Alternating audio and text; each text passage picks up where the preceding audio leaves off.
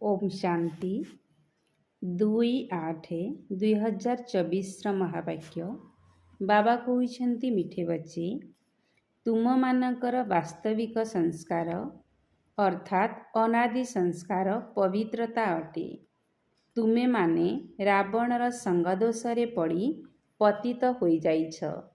एबे पुणी तुमको पवित्र होई पवित्र दुनियार मालिक हेबाकू पड़िब। बाबांकर प्रश्न अशांतिर कारण एवं एहार निवारणर उपाय कौन? अशांतिर कारण एवं एहार निवारणर उपाय कौन? बाबा उत्तरे कहिले अशांतिर कारण हेला अपवित्रता। एबे तुमे माने भगवान बाबांक निकटरे प्रतिज्ञा कर जे आमे निजे पवित्र होई पवित्र दुनियार स्थापना करिबु। निजर दृष्टि को पवित्र करिबु। अपराधी अर्थात विकारी हेबु नाही। तेबे जाई अशांति दूर होई पारिबो। तुमे शांति स्थापना कार्य निमित्त होइथिबा पिला माने केबे हेले अशांति सृष्टि करि पारिबो नाही। तुमको शांत होई रहिबाकू हेबो। मायार गोलाम हेबा उचित नुहे। ओम शांति। बाबा बसी पिलामानंकु बुझाउछंती जे गीतार भगवान गीता शुणाउछंती। थरे मात्र शुणाई पुणी चली जीवे। एबे तुमे माने गीतार भगवान ठारू सेही गीता ज्ञान शुणुछ एवं राजजोगर मध्य शिखुछ। लोक माने तो लेखा होइथिबा गीता को पढ़ी कंठस्थ करी मनुष्य मानकु शुणाई थांती। जदि सी शरीर छाड़ी देबे तेबे आउ थरे पिला होई जन्म नेबे तेबे तो आउ शुणाई पारिबे नाही। एबे बाबा तुमको गीता शुणाउछंती जे पर्यंत तुमे माने राजत्व को प्राप्त न करिछ। लौकिक शिक्षक मध्य पाठ पढ़ाई थांती। जेतेबेल पर्यंत पाठ पढ़ा न सरीछि पढ़ाई चली थांती। पाठ पढ़ा शेष होई गले रोजगार करिबारे लागी जाआंती। शिक्षकंक पाखरे पाठ पढ़ी रोजगार करी बुढ़ा होई शरीर छाड़ी पुणी आउ गोटिए शरीर नहीं थांती। तेबे लोकमाने जेउ गीता शुणाउछंती एहा द्वारा कण प्राप्ति हेउछि एकथा तो केही जानी नाहांती। गीता शुणाई पुणी परजन्मरे छोट पिला होई जन्म हेले आउ तो शुणाई पारिबे नाही। जेतेबेले बड़ होई वयस्क हेबे गीता पाठी हेबे तेबे जाई शुणाई पारिबे। एठारे तो बाबा थरे मात्र शांतिधामरु आसी पाठ पढ़ाई पुणी चली जाउछंती। बाबा कहउछंती मु तुमको राजयोग शिखाई पुणी निज घर को चली जाउछि। जेउ मानकु मु पाठ पढ़ाउछि सेमाने आसी निजर प्रारब्ध भोग करुछंती।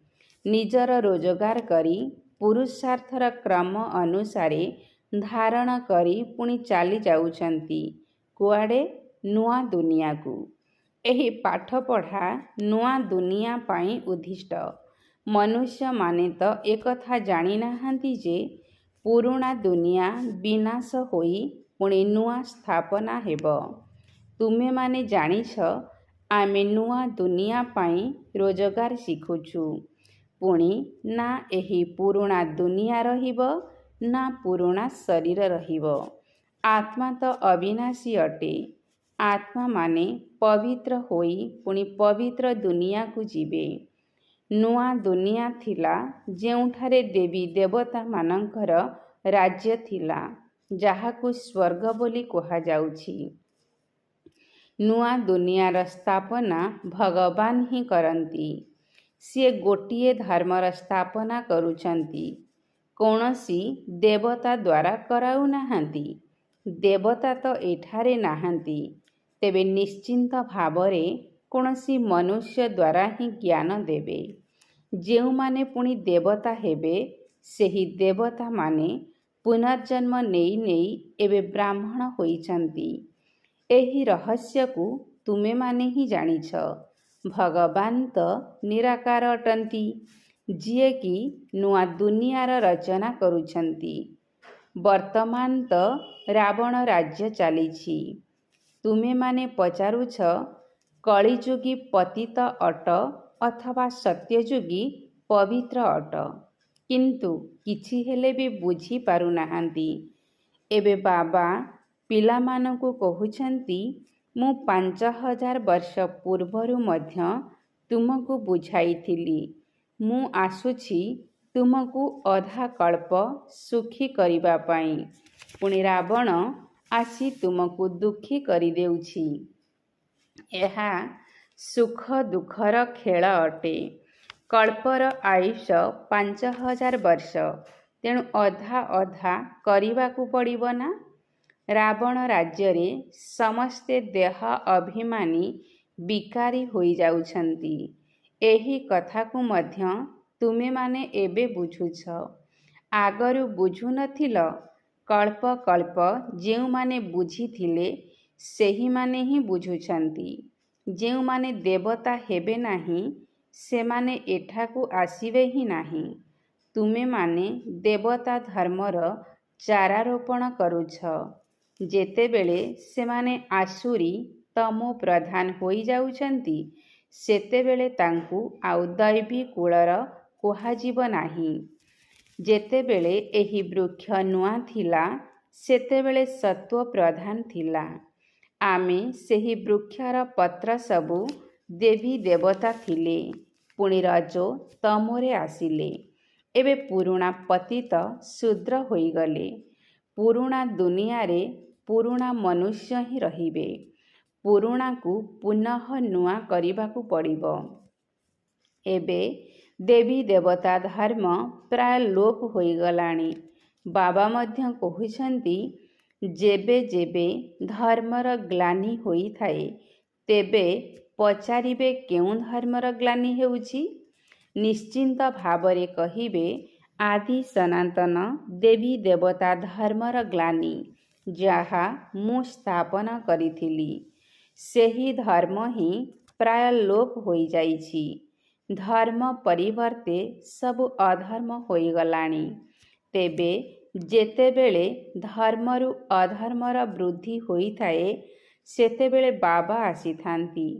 ଏପରି କୁହାଯିବ ନାହିଁ ଯେ ଧର୍ମର ବୃଦ୍ଧି ହେଉଛି। ଧର୍ମ ତ ପ୍ରାୟତଃ ଲୋପ ହୋଇଗଲାଣି, ବାକି ଅଧର୍ମର ବୃଦ୍ଧି ହୋଇ ଚାଲିଛି। ବୃଦ୍ଧି ତ ସବୁ ଧର୍ମର ହେଉଛି। ଖ୍ରୀଷ୍ଟଙ୍କ ଦ୍ୱାରା ସ୍ଥାପିତ ଖ୍ରୀଷ୍ଟିଆନ ଧର୍ମର କେତେ ବୃଦ୍ଧି ହୋଇଛି, ବାକି ଦେବୀ ଦେବତା ଧର୍ମ ପ୍ରାୟ ଲୋପ ହୋଇଯାଇଛି। ପତିତ ହେବା କାରଣରୁ ସ୍ୱତଃ ଗ୍ଲାନି କରୁଛନ୍ତି।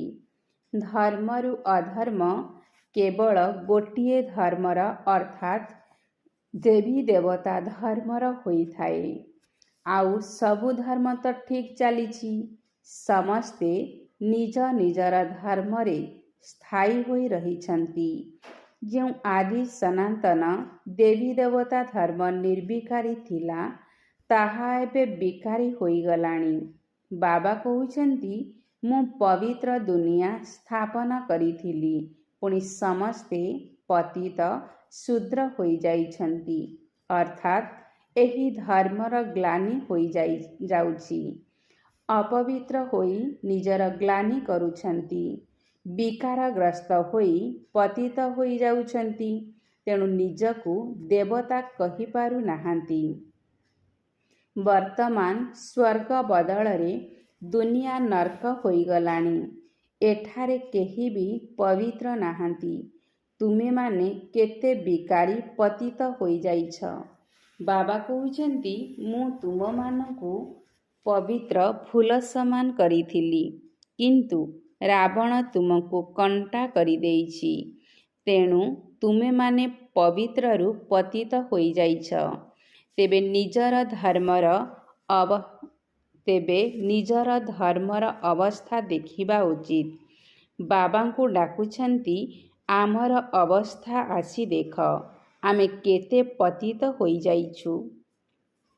ପୁନର୍ବାର ଆସି ଆମକୁ ପବିତ୍ର କରାଅ। ପତିତରୁ ପାବନ କରିବା ପାଇଁ ବାବା ନିଜେ ଆସୁଛନ୍ତି। ତେଣୁ ପବିତ୍ର ହେବା ଉଚିତ ଏବଂ ଅନ୍ୟମାନଙ୍କୁ ମଧ୍ୟ ପବିତ୍ର କରିବା ଉଚିତ। ତୁମେମାନେ ନିଜକୁ ଦେଖ ଯେ ଆମେ ସର୍ବଗୁଣ ସମ୍ପନ୍ନ ହୋଇଛୁ। ଆମର ଚଳଣି ଦେବତାମାନଙ୍କ ଭଳି ହୋଇଛି। ଦେବତାମାନଙ୍କ ରାଜ୍ୟରେ ତ ବିଶ୍ୱରେ ଶାନ୍ତି ଥିଲା। ଏବେ ପୁଣି ବିଶ୍ୱରେ କିପରି ଶାନ୍ତି ସ୍ଥାପନା ହେବ, ତାହା ତୁମମାନଙ୍କୁ ଶିଖାଇବା ପାଇଁ ଆସିଛି। ତେଣୁ ତୁମକୁ ମଧ୍ୟ ଶାନ୍ତିରେ ରହିବାକୁ ପଡ଼ିବ।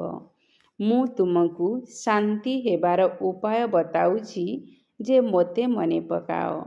ତେବେ ତୁମେମାନେ ଶାନ୍ତ ହୋଇ ଶାନ୍ତିଧାମକୁ ଚାଲିଯିବ।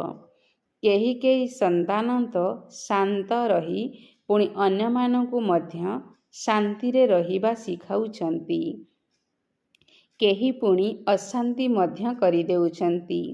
ନିଜେ ଅଶାନ୍ତ ରହୁଛନ୍ତି, ଅନ୍ୟମାନଙ୍କୁ ମଧ୍ୟ ଅଶାନ୍ତ କରିଦେଉଛନ୍ତି। ସେମାନେ ଶାନ୍ତିର ଅର୍ଥକୁ ମଧ୍ୟ ବୁଝୁନାହାନ୍ତି। ଏଠାକୁ ଶାନ୍ତି ଶିଖିବା ପାଇଁ ଆସୁଛନ୍ତି, ପୁଣି ଏଠାରୁ ଯିବା ମାତ୍ରେ ଅଶାନ୍ତି କରିଦେଉଛନ୍ତି। ଏମାନେ ଶାନ୍ତିର ଅର୍ଥ ବୁଝୁନାହାନ୍ତି। ଅଶାନ୍ତି ଅପବିତ୍ରତାରୁ ସୃଷ୍ଟି ହୋଇଥାଏ। ଏଠାକୁ ଆସି ପ୍ରତିଜ୍ଞା କରୁଛନ୍ତି, ବାବା, ମୁଁ ଆପଣଙ୍କର ଅଟେ। ଆପଣଙ୍କ ଠାରୁ ବିଶ୍ୱର ବାଦଶାହୀ ନେବାର ଅଛି। ଆମେ ପବିତ୍ର ରହି ପୁଣି ବିଶ୍ୱର ମାଲିକ ନିଶ୍ଚିନ୍ତ ହେବୁ।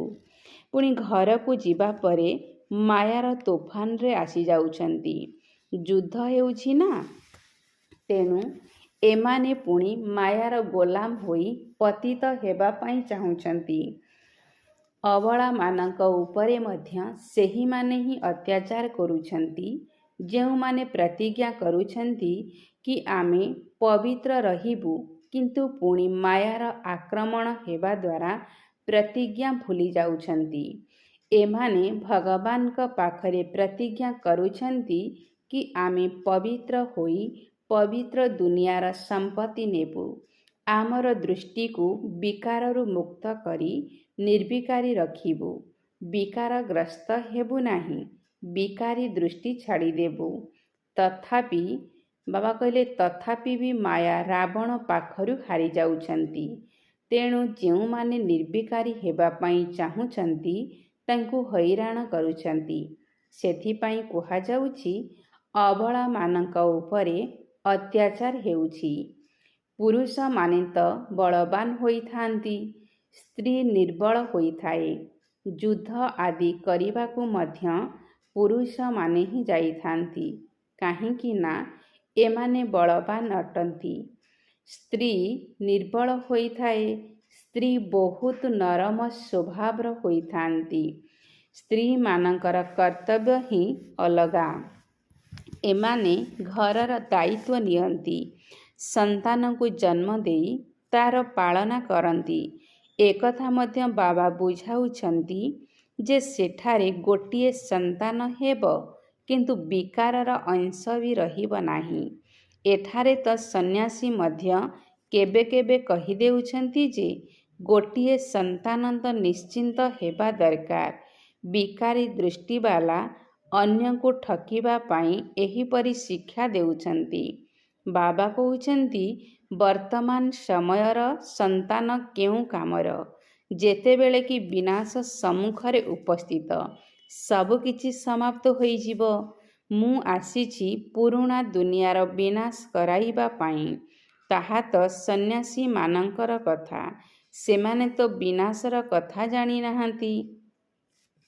ତୁମକୁ ଅବିନାଶୀ ବାବା ବୁଝାଉଛନ୍ତି, ଏବେ ବିନାଶ ହେବାକୁ ଯାଉଛି।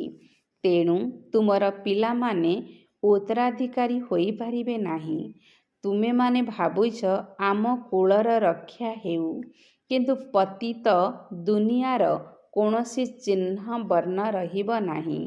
ତୁମେ ଜାଣିଛ ଯେ ଆମେ ପବିତ୍ର ଦୁନିଆର ଥିଲୁ। ମନୁଷ୍ୟମାନେ ମଧ୍ୟ ବାବା କହିଲେ ମନୁଷ୍ୟମାନେ ମଧ୍ୟ ମନେ ପକାଉଛନ୍ତି, କାହିଁକି ନା ଦୁନିଆ ପାବନ ଥିଲା, ଯାହାକୁ ସ୍ୱର୍ଗ କୁହାଯାଉଥିଲା। କିନ୍ତୁ ଏବେ ତମ ପ୍ରଧାନ ହୋଇଥିବା କାରଣରୁ ବୁଝିପାରୁନାହାନ୍ତି। ସେମାନଙ୍କର ଦୃଷ୍ଟି ହିଁ ବିକାରୀ ହୋଇଯାଇଛି। ସେଥିପାଇଁ ଏହାକୁ ଧର୍ମର ଗ୍ଲାନି ବୋଲି କୁହାଯାଉଛି। ଆଦି ସନାତନ ଧର୍ମରେ ଏପରି କଥା ହୋଇନଥାଏ।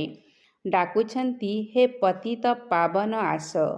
ଆମେ ପତିତ ଦୁଃଖୀ ହୋଇଯାଇଛୁ। ବାବା ବୁଝାଉଛନ୍ତି, ମୁଁ ତୁମକୁ ପବିତ୍ର କରିଥିଲି, ପୁଣି ମାୟା ରାବଣ ତୁମକୁ ପତିତ କରିଦେଇଛି। ବର୍ତ୍ତମାନ ପୁଣି ଥରେ ପବିତ୍ର ହୁଅ। ତୁମେ ପବିତ୍ର ହେବାକୁ ପ୍ରୟାସ କରୁଛ, ପୁଣି ମାୟାର ଯୁଦ୍ଧ ଚାଲୁଛି। ତୁମେ ବାବାଙ୍କ ଠାରୁ ବର୍ଷା ନେବାର ପୁରୁଷାର୍ଥ କରୁଛ, କିନ୍ତୁ ଯଦି ମୁହଁ କଳା କରିଦେଲ, ତେବେ ବର୍ଷା କିପରି ପାଇବ?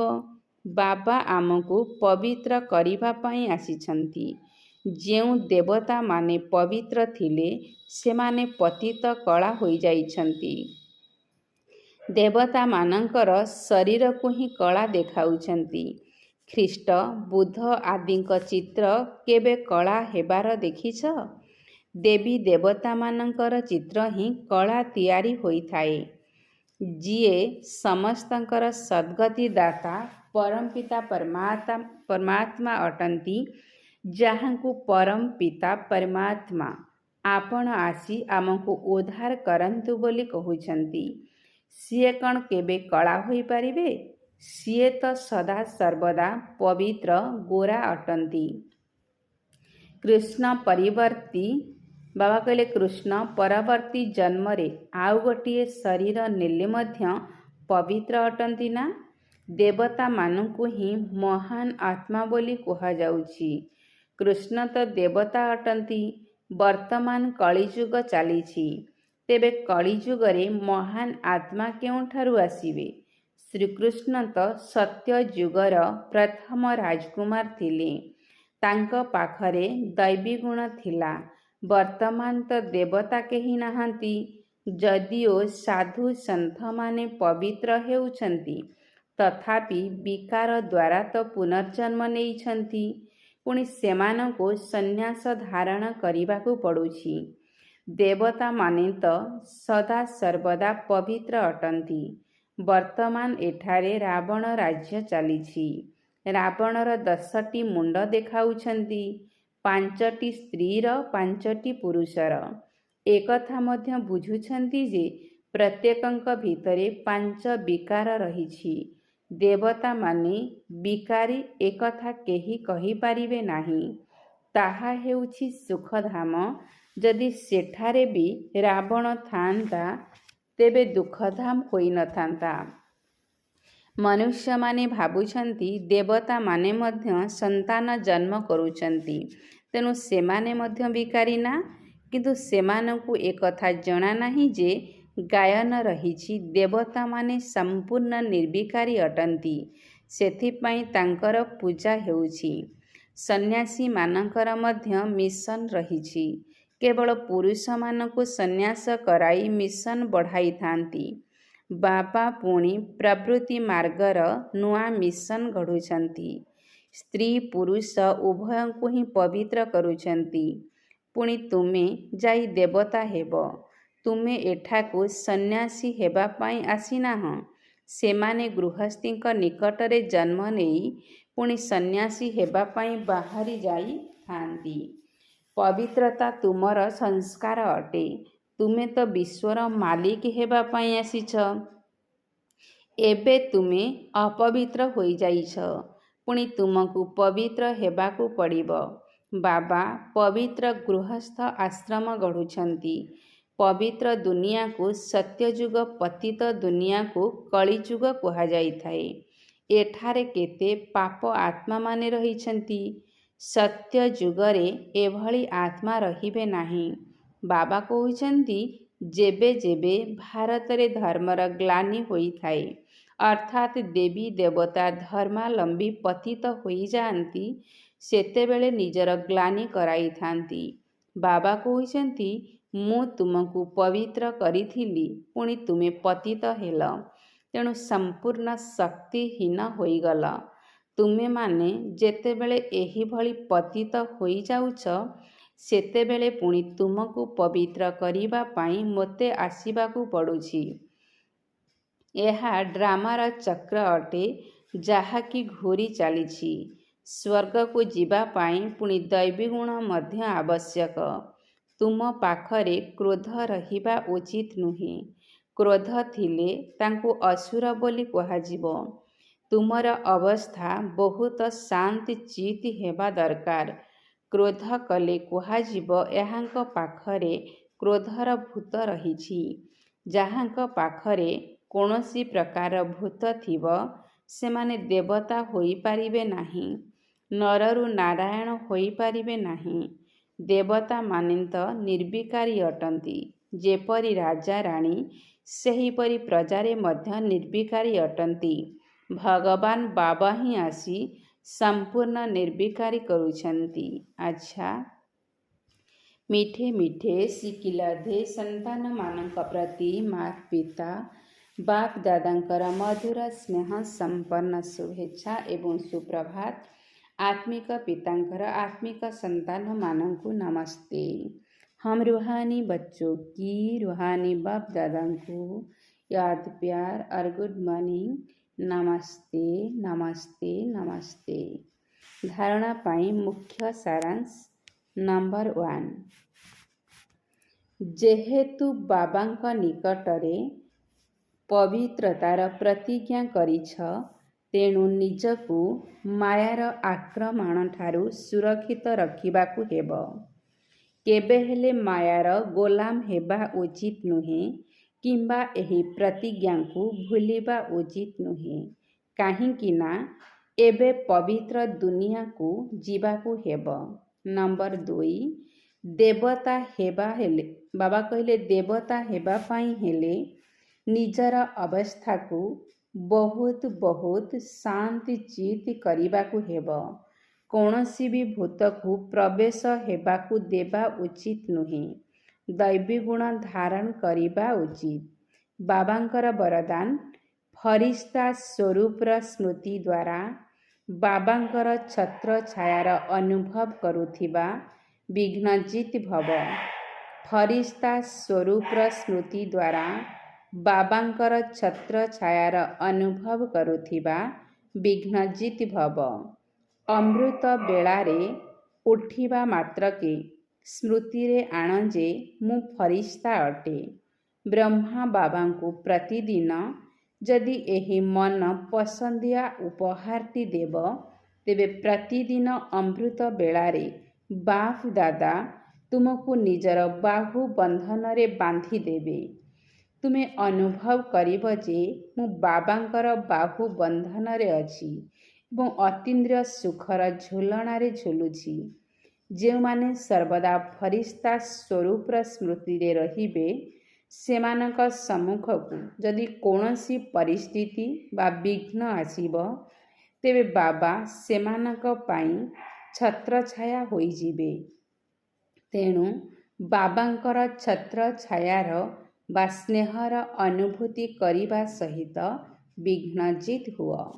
बाबांकर स्लोगान, सुख स्वरूप आत्मा निजर स्वस्थिति द्वारा परिस्थिति उपरे सहजरे विजय प्राप्त करि नेइ थाए। सुख स्वरूप आत्मा निजर स्वस्थिति द्वारा परिस्थिति उपरे सहजरे विजय प्राप्त करि नेइ थाए। अच्छा, ओम शांति।